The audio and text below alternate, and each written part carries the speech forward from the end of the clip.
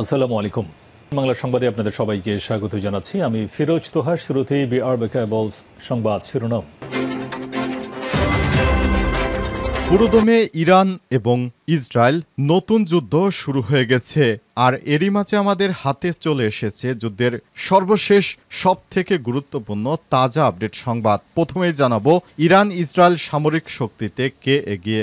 দখলদার ইসরায়েলি বাহিনী ইরানে হামলা চালিয়েছে, ইরানও পাল্টা হামলা চালাচ্ছে ইসরায়েলে। এ অবস্থায় পুরো মধ্যপ্রাচ্যে তৃতীয় বিশ্বযুদ্ধ বেঁধে গেছে, আর এরই মাঝে আমাদের হাতে এসেছে সর্বশেষ তাজা সংবাদ যে ইরান ইসরায়েল সামরিক শক্তিতে আসলে কে এগিয়ে আছে। এ বিষয়ে গুরুত্বপূর্ণ সংবাদ জানাবো, সঙ্গেই থাকুন। এরপর জানাবো ইরানে দখলদার ইসরায়েলি বাহিনীর হামলা যে বার্তা দিল হামাস যোদ্ধারা। ইসরায়েলকে প্রতিহত করতে এবং অপরাধ বন্ধ করতে বিশ্বের প্রতি একটি ঐক্যবদ্ধ অবস্থান নেয়ার আহ্বান জানিয়েছে ফিলিস্তিনি সশস্ত্র গোষ্ঠী হামাসের যোদ্ধারা।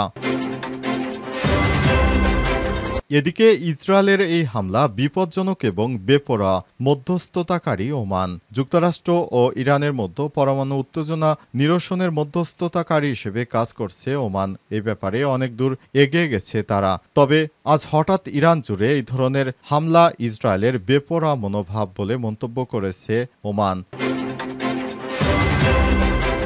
জানাবো ইরানের শীর্ষ ৩ সামরিক কমান্ডারকে হত্যার দাবি ইসরায়েলের। ইরানের শীর্ষ ৩ জন সামরিক কমান্ডারকে হত্যার দাবি করেছে ইসরায়েল। ইসরায়েলি সেনাবাহিনী জানিয়েছে তাদের রাতভর চালানো আকস্মিক হামলায় ইরানের ৩ জ্যেষ্ঠ সামরিক কমান্ডার নিহত হয়েছে। তার মধ্যে সবথেকে গুরুত্বপূর্ণ ব্যক্তি ইরানের সেনাবাহিনী প্রধান বাগেরিকেও হত্যা করেছে দখলদার ইসরায়েলি বাহিনী। এবং সর্বশেষ জানাবো লন্ডনে বিএনপির সমর্থকদের বাঁধভাঙ্গা উচ্ছ্বাস। ডক্টর মোহাম্মদ ইউনূসের সঙ্গে তারেক রহমানের বৈঠক। বিএনপির তারেক এবং অন্তর্বর্তীকালীন সরকারের প্রধান উপদেষ্টা ডক্টর মোহাম্মদ ইউনূসের সঙ্গে লন্ডনে বৈঠক হয়েছে, আর বাইরে বিএনপির নেতা সমর্থকরা আনন্দ মিছিল করছে। প্রিয় দর্শক, এতক্ষণ শুনছিলেন সংবাদ শিরোনাম, এবারে বিস্তারিত। তবে তার আগে বন্ধুরা অনুরোধ থাকবে এই সংবাদটিতে একটি লাইক দিন। এই চ্যানেলে আপনি নতুন হয়ে থাকলে আমাদের সংবাদটি দেখতে দেখতে চ্যানেলটি সাবস্ক্রাইব করে রাখুন। কমেন্ট করে বন্ধুরা আপনার মূল্যবান মতামত জানিয়ে দিন আপনি বিশ্বের কোন দেশ থেকে বা বাংলাদেশের কোন স্থান থেকে আমাদের সংবাদটি দেখছেন এবং শুনছেন। আর বন্ধুরা, ইরান এবং ইসরায়েলের মধ্যযুদ্ধে আপনি কোন দেশকে সমর্থন করেন কমেন্ট করে জানিয়ে দিন। এবারে বিস্তারিত। ইরান ইসরায়েল সামরিক শক্তিতে কে এগিয়ে। তেহরান এবং আশপাশের এলাকায় অবস্থিত ইরানের পারমাণবিক ও সামরিক স্থাপনাগুলোতে ২ শতাধিক বিমান হামলা চালিয়েছে ইসরায়েল। জবাবে শতাধিক ড্রোন দিয়ে তেল আবিবে হামলা চালিয়েছে তেহরান। পাল্টাপাল্টি এই হামলার ঘটনায় মধ্যপ্রাচ্য সহ পুরো বিশ্বের নজর এখন ইরান ও ইসরায়েলের দিকে। দুই দেশের এই পাল্টা হামলাকে ঘিরে আঞ্চলিক যুদ্ধ শুরুর আশঙ্কা করছে অনেকেই, কারণ সক্ষমতার দিক থেকে তুলনা করলে দেখা যায় দুটি দেশই সামরিক দিক থেকে বেশ শক্তিশালী। আজ পরিসংখ্যান অনুযায়ী সামরিক সক্ষমতার দিক থেকে ইসরায়েলের তুলনায় এক ধাপ পিছিয়ে আছে ইরান। তবে দুদেশই বিশ্বের সামরিক শক্তির শীর্ষ ২০টির মধ্যে অবস্থান করছে। সামরিক শক্তির তুলনা। প্রতিরক্ষা খাতে ইরান ও ইসরায়েল দুই দেশই প্রচুর অর্থ ব্যয় করে থাকে। তবে বাৎসরিক সামরিক বাজেটে ইরানের তুলনায় ইসরায়েলের ব্যয় দ্বিগুণেরও বেশি। ইসরায়েলের প্রতিরক্ষা বাজেট হল $২,৪৪০ কোটি। অন্যদিকে ইরানের বাজেট $৯৯৫ কোটি। তার মানে প্রায় ৩ গুণের বেশি অর্থ খরচ করে ইসরায়েল। এই র্যাঙ্কিংয়ে ১৪৫টি দেশের মধ্যে ইরানের অবস্থান ১৬তম আর ইসরায়েলের অবস্থান ১৫তম। নিয়মিত সৈন্য। গ্লোবাল ফায়ার পাওয়ার জানাচ্ছে সৈন্য সংখ্যার হিসেবে ইসরায়েলের চেয়ে বহু এগিয়ে আছে ইরান। ইরানের সেনা আছে ১১,৮০,০০০ আর ইসরায়েলের সেনা সংখ্যা ৬,৭০,০০০। যুদ্ধ বিমান।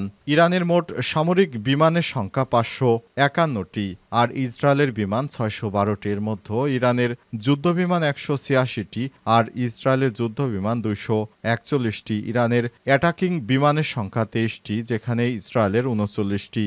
ইরানের পরিবহন বিমান ৮৬টি, ইসরায়েলের ১২টি। ইরানের প্রশিক্ষণ বিমান ১০২টি, ইসরায়েলের ১৫৫টি। গ্লোবাল হেলিকপ্টারে গ্লোবাল ফায়ার পাওয়ার পরিসংখ্যানে বলা হয়েছে ইরানের হেলিকপ্টার ১২৯টি, ইসরায়েলের ১৪৬টি। ৪৮টি অ্যাটাক হেলিকপ্টার জানিয়ে ইরানের যে শক্তিশালী অবস্থানে ইসরায়েল। ইরানের অ্যাটাক হেলিকপ্টারের সংখ্যা ১৩টি। ট্যাঙ্কও সাজোয়া যান। গ্লোবাল ফায়ার পাওয়ার অনুযায়ী ট্যাঙ্কও সাজানোর দিক থেকে ইসরায়েলের চেয়ে এগিয়ে আছে ইরান। ইসরায়েলের হাতে আছে ১৩৭০টি এবং ইরানের হাতে ১৯৯৬টি সাজোয়া যান রয়েছে। ইরানের রয়েছে ৬৫,৭৬৫টি, ইসরায়েলের আছে ৪৩,৪০৩টি সাজোয়া যান। নৌশক্তিতে এগিয়ে আছে ইরান। এছাড়াও পারমাণবিক শক্তিতে এগিয়ে রয়েছে দখলদার ইসরায়েলি বাহিনী। যুদ্ধ হলে সমানে সমান কে জিতবে বলা যাচ্ছে না। ইরানে ইসরায়েলি হামলা যে বার্তা দিল হামাস। ইসরায়েলকে প্রতিহত করতে এবং এর অপরাধ বন্ধ করতে বিশ্বের প্রতি একটি ঐক্যবদ্ধ অবস্থান নেওয়ার আহ্বান জানিয়েছে ফিলিস্তিনের সশস্ত্র গোষ্ঠী। টেলিগ্রামে প্রকাশিত এক বিবৃতিতে বলা হয়েছে, ইসরায়েলের আগ্রাসন একটি বিপজ্জনক উত্তেজনা সৃষ্টি করছে, যা অঞ্চলকে অস্থিতিশীল করার হুমকি দিচ্ছে। একটি চরমপন্থী নেতানিয়াহু সরকারের অঞ্চলকে উন্মুক্ত সংঘাতের দিকে টেনে নিয়ে যাওয়ার জেরের প্রতিফলন। হামাস এই হামলাকে একটি নৃশংস আগ্রাসন, যা আন্তর্জাতিক নিয়ম ও প্রথার চরম লঙ্ঘন বলে অভিহিত করেছে। তারা বলছে, এই হামলা আরও নিশ্চিত করল যে ইসরায়েল সমগ্র অঞ্চলের জন্য একটি অস্তিত্বের হুমকি। হামাস ইসলামিক প্রজাতন্ত্র ইরানের প্রতি পূর্ণ সমর্থন প্রকাশ করেছে এবং সিনিয়র কমান্ডার ও পরমাণু বিজ্ঞানী মৃত্যুর জন্য ইরানি নেতৃত্ব ও জনগণের প্রতি গভীর সমবেদনা জানিয়েছে। তারা দখলদার ইসরায়েলি বাহিনীকে ব্যাপক হারে সমালোচনা করার পাশাপাশি বলেছে, নতুন করে কোনো যুদ্ধ বাঁধলে তার দায় যুক্তরাষ্ট্র এবং ইসরায়েল এড়াতে পারবে না। ইসরায়েলের এই হামলা বিপজ্জনক এবং বেপরোয়া মধ্যস্থতাকারী ওমান, যুক্তরাষ্ট্র ও ইরানের মধ্যে পরমাণু আলোচনার মধ্যেই আবার নতুন করে হামলা চালিয়েছে দখলদার ইসরায়েলি বাহিনী ইরানে এই হামলার কারণ হিসেবে মধ্যস্থতাকারী ওমান বলছে, এই ধরনের হামলা বিপজ্জনক ও বেপরোয়া। একটি স্বাধীন সার্বভৌম রাষ্ট্রে এভাবে হামলা চালাতে পারবে না কোনো রাষ্ট্র। যদি তারা হামলা চালানোর হয়ে থাকে, সেটি তারা আলাদাভাবে তাদের সঙ্গে আলাপ আলোচনা করতে পারত। এই ধরনের হামলা সত্যি খুবই জঘন্য একটি ঘটনা। এই ধরনের হামলা কোনোভাবেই মেনে নেওয়া যায় না। এই সব হামলার কারণে ইরান ইসরায়েলকে কঠিনভাবে শাস্তি দিবে। এই হামলার ফলে দুই দেশের মধ্যে যে ধরনের সংঘাতের সৃষ্টি হয়েছে তা কোনোভাবেই মেনে নেওয়া যায় না। দখলদার ইসরায়েলি বাহিনীকে এবার সময় এসেছে চরমভাবে তাদেরকে প্রতিহত করতে হবে। বিপজ্জনক যে হামলা চালিয়ে যাচ্ছে দখলদার ইসরায়েলি বাহিনী, সেগুলো প্রতিহত করার মাধ্যমে হামাসের যোদ্ধারা দখলদার ইসরায়েলি বাহিনীকে চরমভাবে শাস্তি দিবে। আর ইরানের যোদ্ধারা হামাস, হিজবুল্লাহ, হুতি বিদ্রোহী সবাই মিলে দখলদার ইসরায়েলি বাহিনীকে ব্যাপক হারে শাস্তি দিবে। তা না হলে তারা আবারও বেপরোয়া হয়ে উঠবে। তাদেরকে কোনোভাবেই ছাড় দেওয়া যাবে না। ওমান জানিয়েছে, আমরা পারমাণবিক কর্মসূচি নিয়ে যে আলাপ আলোচনা করছি, তারই মধ্যে এই ধরনের একটি হামলার ঘটনা খুবই দুর্ভাগ্যজনক। এই ধরনের হামলা সত্যি পৃথিবীতে এক নজির সৃষ্টি করেছে, যেটি কোনোভাবেই আমাদেরকে ভালোভাবে নেবে না। এই ধরনের হামলা সত্যি বিশ্বের বুকে এক নজিরবিহীন ঘটনা। দখলদার ইসরায়েলি বাহিনীর এই হামলা কোনোভাবেই মানা যায় না।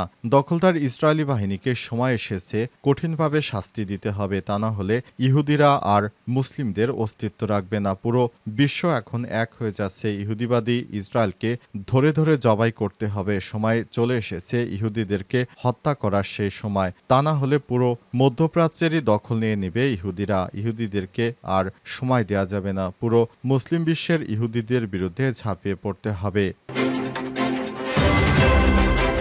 ডক্টর ইউনূস ও তারেক রহমানের বৈঠক লন্ডনে বিএনপি সমর্থকদের বাঁধভাঙা উল্লাস। যুক্তরাজ্যে সফররত অন্তর্বর্তীকালীন সরকারের প্রধান উপদেষ্টা ডক্টর মোহাম্মদ ইউনূসের সঙ্গে পূর্ব নির্ধারিত সূচি অনুযায়ী বৈঠকে বসছে বিএনপির ভারপ্রাপ্ত চেয়ারম্যান তারেক রহমান। আর এই বৈঠক ঘিরে পার্ক লেনের হোটেল ডোরচেস্টারে জড়ো হয়েছে হাজার হাজার বিএনপির সমর্থকরা। এদিন বৈঠক শুরুর আগে হোটেলে তারেক রহমানের আগমন ঘিরে দলটির নেতাকর্মীদের বাঁধভাঙা উচ্ছ্বাস ছিল চোখে পড়ার মতো। লন্ডনের সময় ৯টায়, বাংলাদেশ দুপুর ২টার পর পার্ক লেনের হোটেল ডোরচেস্টার এই বৈঠক শুরু হয়েছে। এর ঠিক আগেই বিএনপির নেতাকর্মীরা সেখানে ব্যানার নিয়ে এসে তারেককে স্বাগত জানায়। হোটেলে স্বাগত জানায় অন্তর্বর্তীকালীন সরকারের জাতীয় নিরাপত্তা উপদেষ্টা ডক্টর খলিলুর রহমান, প্রেস সচিব শফিকুল আলম সহ অন্যরাও। এ সময় হোটেল থেকে নেমে দলের নেতাকর্মীদের দিকে হাত নাড়িয়ে অভিনন্দন জানান বিএনপির ভারপ্রাপ্ত চেয়ারম্যান তারেক। পরে হোটেলে প্রবেশ করেন তিনি। এ সময় দলের নেতাকর্মীদের বিভিন্ন স্লোগান দিতে দেখা যায়। তবে নিরাপত্তা বলয়ের কারণে নেতাকর্মীরা তারেকের কাছে আসতে পারেনি। দূর থেকে দাঁড়িয়ে উচ্ছ্বাস প্রকাশ করেছে। এ সময় তাদের হাতে তারেকের ও সাবেক প্রধানমন্ত্রী খালেদার ছবি ও ব্যানার ছিল। এর আগে প্রধান উপদেষ্টা ডক্টর মোহাম্মদ ইউনূসের সঙ্গে বৈঠকে অংশ নিতে বিএনপির ভারপ্রাপ্ত চেয়ারম্যান তারেক এ সময় দুপুর ১টায় বাসা থেকে রওনা দেয় এবং ডক্টর মোহাম্মদ ইউনূসের সঙ্গে বৈঠক করার জন্য দুইজন একসঙ্গে মিলিত হয়েছেন এবং তারেকের কথা শুনবেন অন্তর্বর্তীকালীন সরকার।